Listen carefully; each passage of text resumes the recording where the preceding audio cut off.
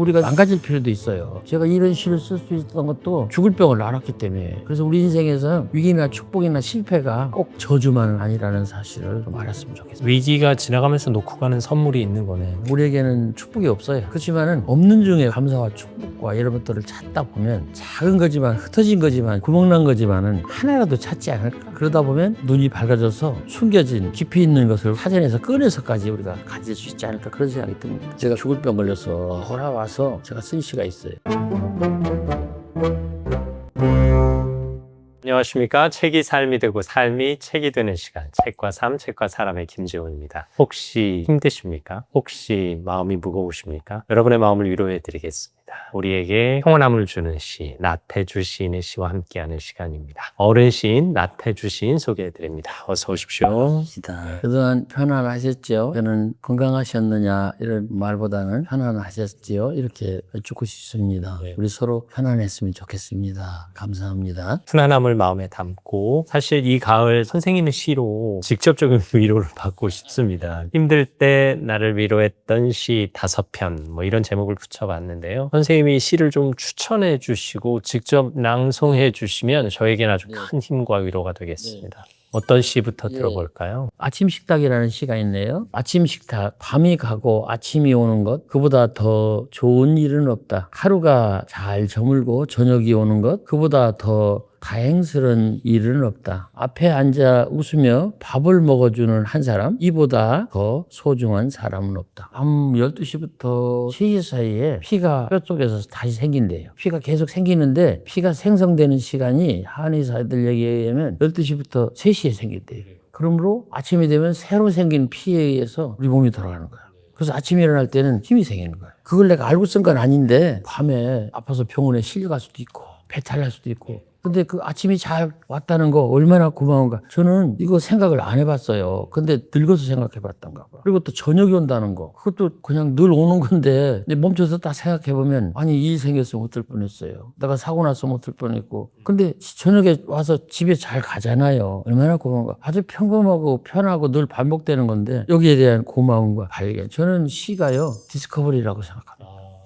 발견은 이미 있던 것 중에서 찾아내는 거예요. 발명은 없던 것을 만들어내는 거예요. 초등학교 요즘도 하는지 모르지만 아이들이 소풍 가가지고 선생님이 몸을 숨겨놓잖아요. 그러면 찾잖아요. 이게 시가 아닐까.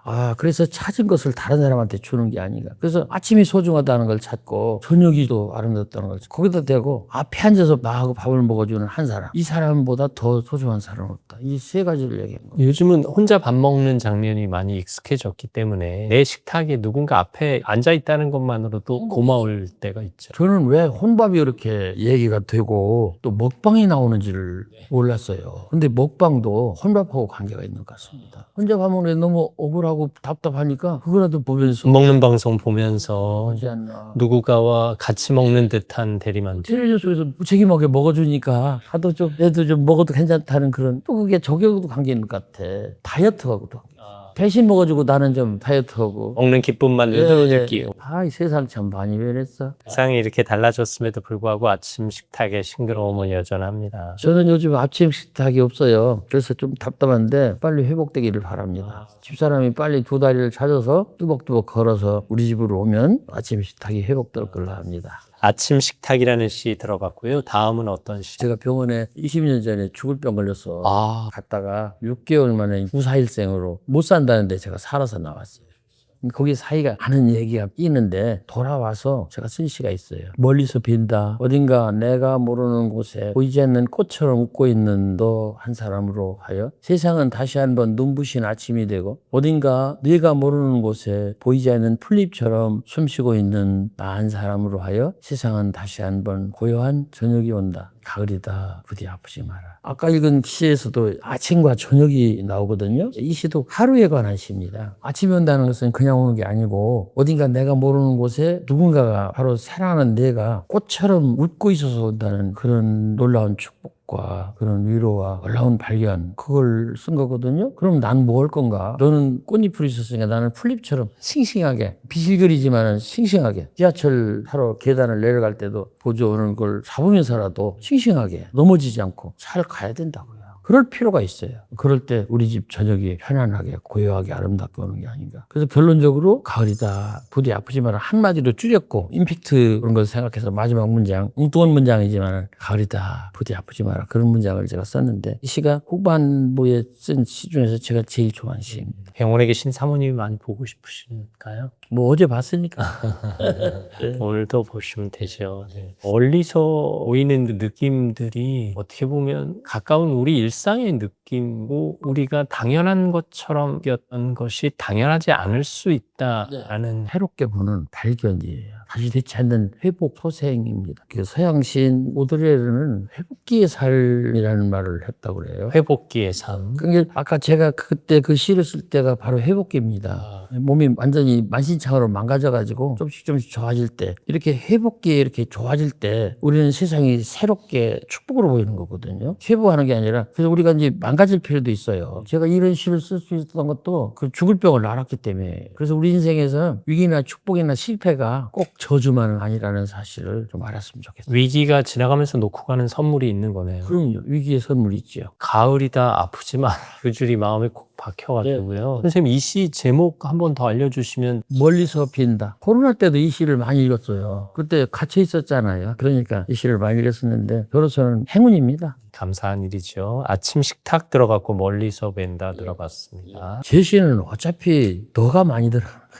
아유 이제 이런 나는 물론이지만 이제 나를 건너뛰어서 시가 뭐 1인칭의 문장이지만 이제 좀 나이가 들었으니까 너에 대한 얘기를 좀 하자. 너처럼 나는 운이 좋은 사람. 오늘 또 살아있는 사람이어서 좋고 어딘가를 갈 수 있어서 좋고 무슨 일인가 할 수 있어서 좋지만 무엇보다도 너를 만날 수 있어서 좋다. 너도 부디 그러길 바래. 너 잘 살기 바래. 너처럼 너를 닮은 꽃이 되어 잘 살기 바래. 너처럼 더 닮은 꽃이 되어 잘 살기 바랍니다. 옛날에는요, 펠로미, 말을 따르라 그랬거든요. 그리고 학교에서도 나처럼 해봐라, 이렇게 그랬어요. 이제는 안 할 거래요. 나처럼 해봐라, 이렇게. 옛날 아이들은 부모처럼 살기를 바랬어요. 부모가 농사를 지면 나도 저렇게 농사 짓는 사람이 되겠다. 고생스럽지만 그렇겠다. 지금은 아닐 거래요. 부모도, 현명한 부모는 나처럼 살지 말고 너처럼 살아라. 이게 아마 좋지 않을까요? 그래서 너에 대한 축복을 쓴 것 같아요. 요즘 자기주도성을 많이 강조하잖아요. 그러다 보니 소통도 자기주도적 소통을 해야 된다라고 얘기하는데 제가 보기에는 자기주도와 타자 배려가 공존하는 공존적 소통을 해야 된다고 생각하고 공존적 소통이야말로 진짜 소통인데 너라는 시어를 강조하시는 하태주 시인이야말로 공존적 시를 쓰시는 분이 아닐까. 오늘 제가 큰 선물을 받습니다. 아이고 아닙니다. 어떤 문학평론가보다도 좋은 충고를 아이고 아닙니다. 좋은 지적을 해주셨습니다. 문학평론이라는 것도 자기 자랑하고 상대방의 작품을 갈기갈기 분해해서 널어놓으면서 뭐 자기 뽐내는 그런 식으로 문학평론하거든요. 아주 나쁘거든요. 근데 오늘 진짜 좋은 축복의 말씀을 들었네요. 너처럼이라는 시. 나도 너처럼 살고 싶다라는 마음이 담긴 시가 아닐까 싶어요. 저는 책을 낼 때 너라는 말을 많이 들은 책을 여러 권 냈어요. 이제는 너 없는 내가 없다. 이 생각들을 좀 더불어 같이 했으면 좋겠어요. 선생님이 제 앞에서 너 해주시니까요. 제가 기분이 다 좋네요. 반말해서 미안해. 아니요. 선생님의 아들이 된 것 같은 그런 느낌이었어.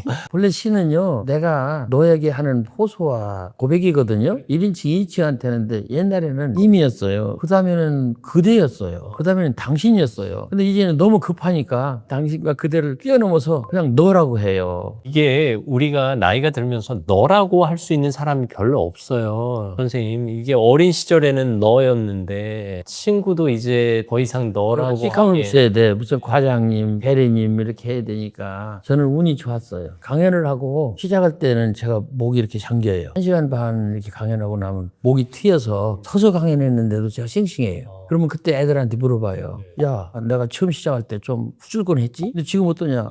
싱싱하지 않냐? 이거 어디서 오는 힘일까? 너들이 준 거야. 그러면 애들이 되게 좋아해요. 너들이 나를 이렇게 싱싱하게 살려냈다니까? 그러면요, 애들이, 와, 우리가 강연을 들었는데 저 사람한테 내가 저렇게 싱싱하게 했다니까 우리가 선물을 준 거다. 내가 가방도 무겁지만은 저거 메고 집에까지 잘 갈 거야. 너들도 집에까지 잘 갈래? 그럼 애들이 되게 좋아해요. 젊은 독자 독자들 또 젊은 제자들 많이 줄 수 있는 선물이 축복이죠. 제가 축복을 받습니다. 아침 식탁 멀리서 뵌다 너처럼 3편 읽어주셨어요. 선한 양식, 잠자리에서 일어나기가 쉽지 않다. 가만 숨을 쉬면서 맑은 공기에게 감사해 본다. 슬그머니 눈을 뜨면서 밝은 햇볕에게도 감사한다. 오늘 또 하루 살아갈 용기가 된다. 힘이 된다. 하루를 버틸 선한 양식이다. 선한 양식이라는 표현은 처음 듣는 표현인데 뭉글뭉글하게 다가오네요. 아침에 일어나기 쉽지 않은 날이 있죠. 아니 제가 맨날 쉽지 않아요. 아파요. 허리 아프고요. 아니 80 넘었으니까 허리 아프죠. 또 주무시고 나면 몸이 또 굳으니까요. 특히 배가 아파요. 저는 배가 아파서 잠이 깹니다. 뱃속을 10년 전에 다쳐놔가지고 낮에는 이렇게 활동하다 보니까 배가 안 아픈데 누워서 자려고 그러면 배가 아파요.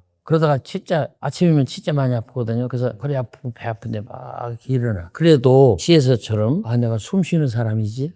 숨 쉴 수 있구나 내가. 숨이 끊어지지 않았구나. 그러면 이게 도움이 되는 거죠. 해가 떴네. 뭐 이런 것들 얼마나 고마워요. 햇빛. 그래서 이런 것들이 우리에게 용기를 주고 에너지를 준다. 그런 얘기. 내가 감사할 이유를 찾아볼 만한 가치가 충분한 거죠. 그럼요. 어떤 장애인 부모가 하도 마음이 불편해서 감사의 항목을 찾아서 적어봤다는 거. 이것도 마음이 아픈 얘기인데 장애인을 둔 부모가 뭐가 감사하겠어요. 지옥이지. 근데 그 지옥에서 벗어나기 위해서 감사 항목을 적기 시작했다 이거예요. 아침에 잠을 깼으니 감사하고 숨을 쉬니 감사하고 물을 대표해서 한 잔 먹었으니 감사하고 밥 먹었으니 감사하고 이렇게 하면서 감사 항목을 적다가 스스로 좋아졌다 그런 얘기입니다. 우리는 감사하지 않습니다. 우리에게는 축복이 없어요. 그렇지만은 없는 중에 우리가 감사와 축복과 이런 것들을 찾다 보면 작은 거지만 흩어진 거지만 쪼개진 거고 구멍난 거지만은 하나라도 찾지 않을까? 그러다 보면 더 눈이 밝아져서 미세한 숨겨진 깊이 있는 것을 우리가 찾아내서 꺼내서까지 우리가 가질 수 있지 않을까 그런 생각이 듭니다. 힘들고 어려운 일 겪고 계신 분들도 병중에 계신 분들에게 어떤 말이 위로가 되겠습니까마는 그럼에도 불구하고 감사의 조건을 찾아보는 게 위로가 그럼요. 되더라. 감사가 필요합니다. 감사가 없기 때문에 감사해야 된다고 생각합니다. 그렇습니다. 선생님 한 편만 더 읽어주시면. 축복 처음보다는 나중이 좋았더라. 좋았어도 아주 많이 좋았더라. 날마다 너희 날들도 그러기를 바란다. 아마 제가 나중이 좋기를 바랬던 것 같아요. 시작은 용을 그리고 끝에다가 뱀꼬리를 다루면 용이 슬퍼하지 않을까. 그래서 우리가 시작은 좀 부족했지만 점점 좋아지는 우리가 되기를 바랍니다. 축복이라는 것이요. 우리가 가장 작은 노력으로 만들 수 있는 가장 큰 선물이 아닐까 싶은데요. 그 말도 좋네요.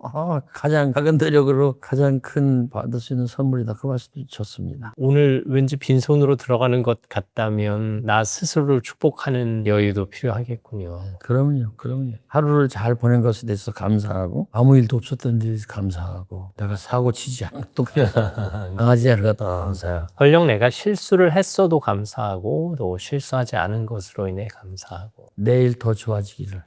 저는 시가 본래는 나의 원망, 나의 어떤 필요, 나의 어떤 울컥 이런 것에서 시작된다고 생각하는데요. 근데 거기서 끝나는 게 아니고 시가 1인칭의 필요나 감정이나 원망, 고백이 2인칭으로 간다고 저는 생각해요. 그러면 원망하는 나, 울컥하는 나를 위로했던 그 시가 나뿐 아니라 2인칭도 위로한다. 2인칭한테도 간다 이거죠. 2인칭한테 가는데 그 2인칭이 또 옆에 있는 2인칭으로 가면 이제 3인칭이 되는 거죠. 그래서 시가 보편성을 갖는다고 생각합니다. 나의 것이 특수성이라고 그러면 2인칭으로 넘어가면서부터 보편성을 열어가면서 3인칭으로 확대가 되면 특수성이 보편성으로 바뀌는데 한쪽만 있으면 안 되고 특수성도 개성도 있어야 되고 보편성, 일반성도 같이 있어야 된다고 생각합니다. 나를 위로했던 시라면 너도 위로할 수 있고 그도 위로가 될 수 있는. 그렇죠. 그래서 이것이 소망이라면 인류 전체에게 번져갈 수 있다면 얼마나 좋을까. 이게 시인의 마지막 소망이라고 생각합니다.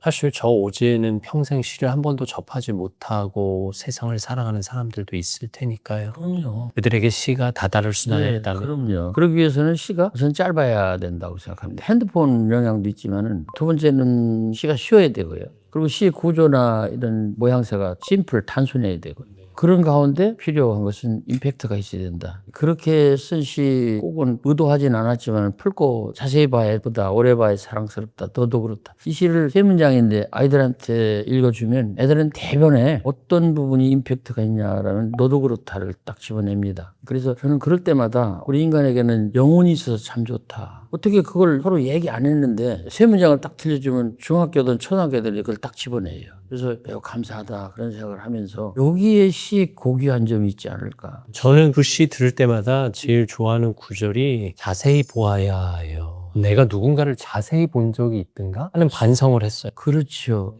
이 자세히 본다는 건 매우 중요하지요. 우리가 이제 관찰인데 내가 타자를 관심 있게 보는 것이 자세히잖아요. 오래 보는 것도 타자에 대한 배려인데 그게 빠지면 예쁘지도 사랑스럽지도 않다. 그런 얘기인데 그래서 우리 인간이 갖고 있는 이 영령에 대해서 영혼의 힘에 대해서 저는 매우 신뢰하고 매우 감사하게 생각합니다. 제가 마음에 담고 있는 문장이 하나 있는데요. 아브라함 링컨 전 미국 대통령이 이런 얘기를 했어요. 나는 그를 좋아하지 않는다. 그래서 나는 그를 더 많이 알아야 한다. 멋있다. 그를 좋아하지 않으면 회피하거나 포기하기 마련인데 오히려 더 많이 알아야 한다라고 얘기하는 게 링컨 얘기해? 네네. 또 똑똑해. 선생님의 시에 자세히 보아야 그리고 한 번만 자세히 보지 말고 오래 보아야 그를 사랑할 수 있다라는 얘기와 일맥상통해요. 링컨은 참 훌륭하네요. 나는 그를 좋아하지 않는다. 그러므로 그를 더 많이 알아. 우리가 그런 걸 뭐 나라 따지고 사람 따질 것 없이 좋은 사람 말은 얼른 배워서 우리 것으로 하는 게 좋겠다고 생각이 듭니다. 저는 선생님을 좋아함에도 불구하고 선생님을 더 많이 알고 싶습니다. 그래서 선생님이 낭송해 주시는 시를 듣고 싶습니다. 하여튼 제가 조지 맞았습니다.